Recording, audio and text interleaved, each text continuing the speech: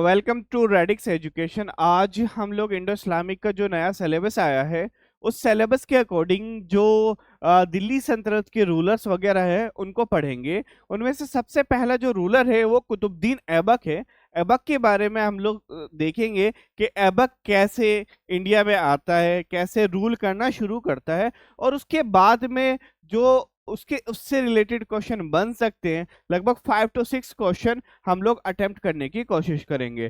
तो एक बार हम लोग रूलर से रिलेटेड जो सिलेबस है, जो रूलर्स हमारे एग्जाम में पूछे जा रहे हैं, जो नया सिलेबस पैटर्न आया है अलीगढ़ का, उसको एक बार देख लेते हैं, फिर हम लोग कुतुबुद्दीन ऐबक से स्टार्ट करते हैं।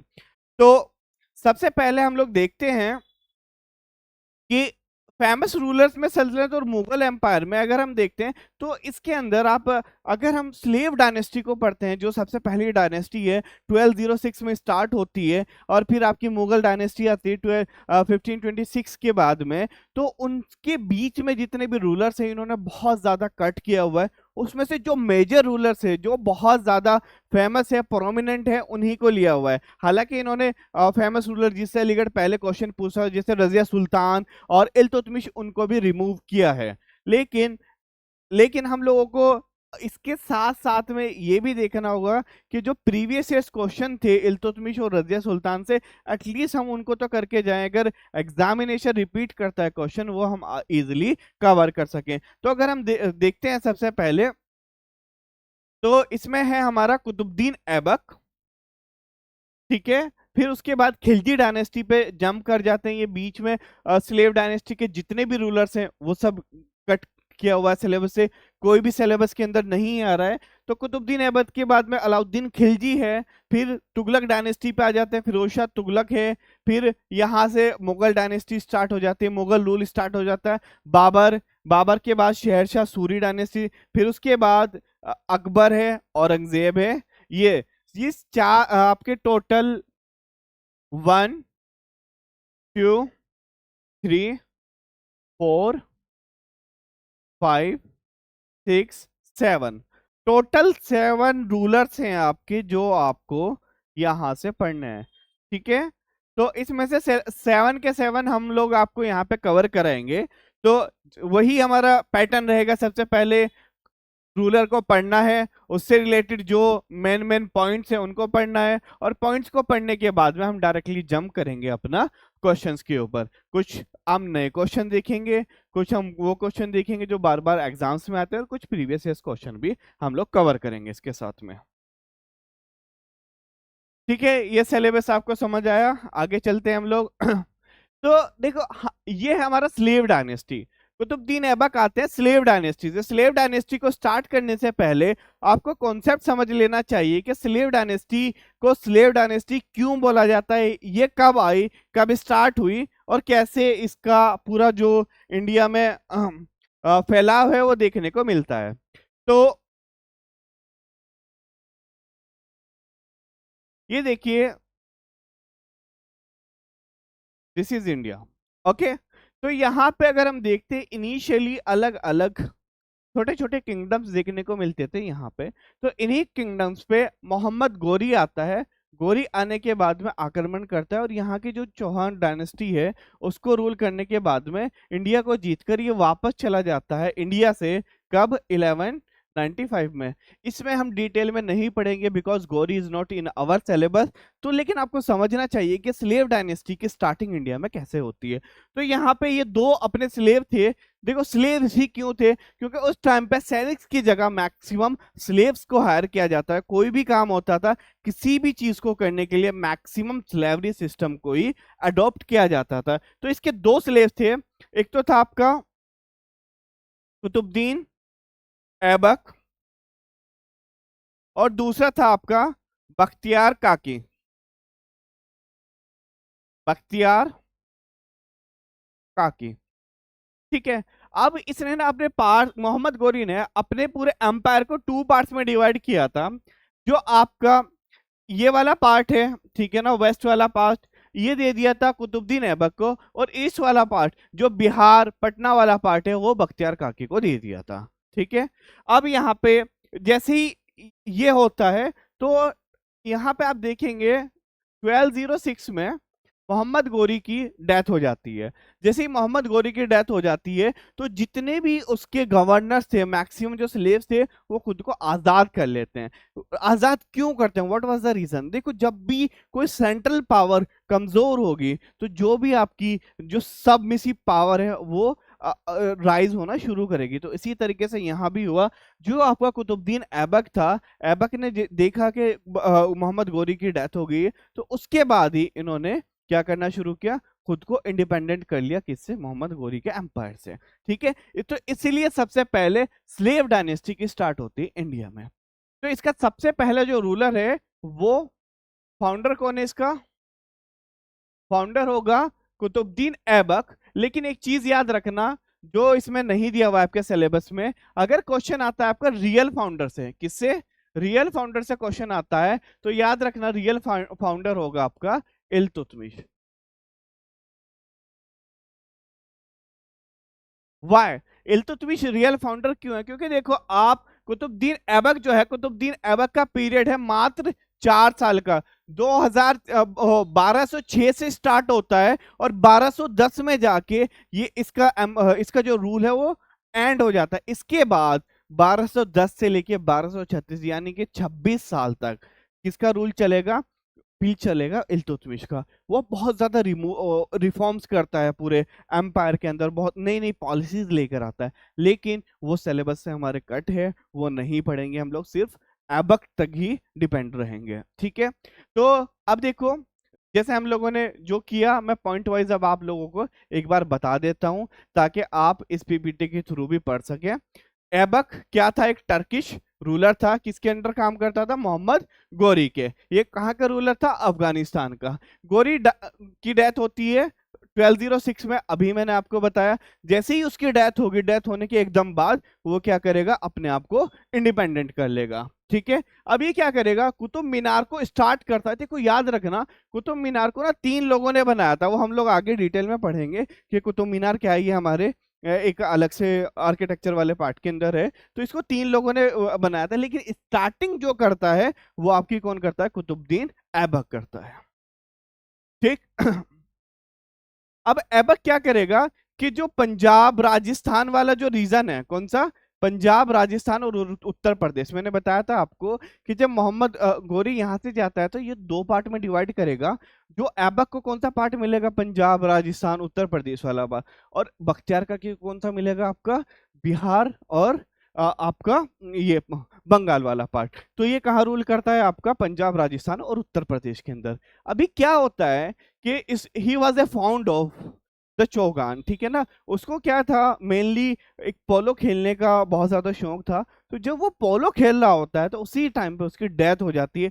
ये क्वेश्चन 4-5 बार पूछा जा चुका है कि ऐसा कौन सा रूलर था जो पोलो खेलते हुए जिसकी मृत्यु हुई थी? Who was the ruler who died in while playing the polo? ठीक है, तो ये आपको याद रखना है। तो ये चौगान या आपका पोलो जब ये खेल रहा था तो उस टाइम पे लाहौर में इसकी डेथ हो गई थी। ठीक। अब देखो, ऐबक का रूल स्टार्ट होता है स्लेव इंडस्ट्री से, और ये कब तक चलेगा? आपका 1229 तक। कब से शुरू हुआ? 1206 से। कब तक चलेगा? 1290 तक। ठीक है, फिर ऐसा तो कुछ बचा नहीं है आपका। आगे चलते हैं हम लोग। इसकी कैपिटल देख लेते हैं। हाँ, इसकी कैपिटल लाहौर में थी, फिर इल्तुतमिश आया।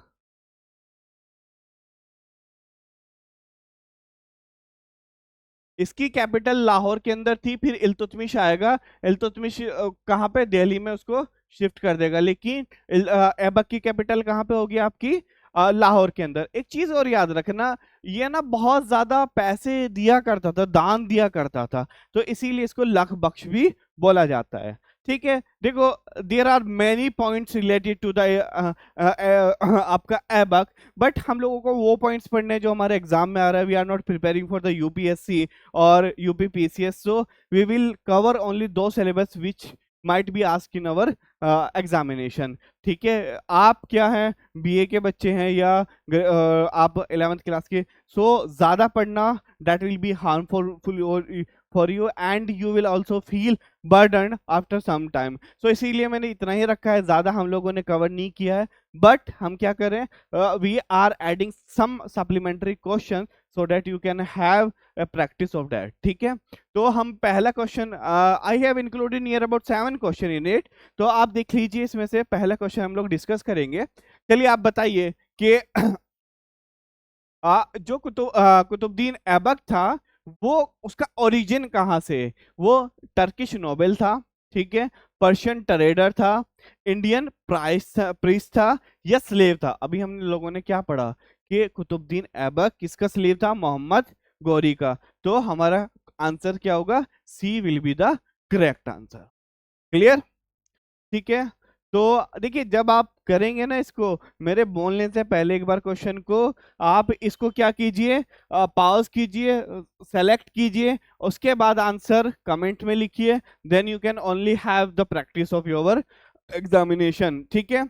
अब देखो, इसके बाद है नया question, in which year Qutubuddin Aibak become the sultan of Delhi? अभी बताया था मैंने, 1206 में क्या होता है? 1206 में गौरी की डेथ होगी। 1206 में गौरी की डेथ होने के बाद में क्या करेगा? ये अपने आप को अफगानिस्तान से अलग करेगा, और अलग करने के बाद में संतुलित बनाएगा, ठीक है। तो आंसर क्या होगा? 1206।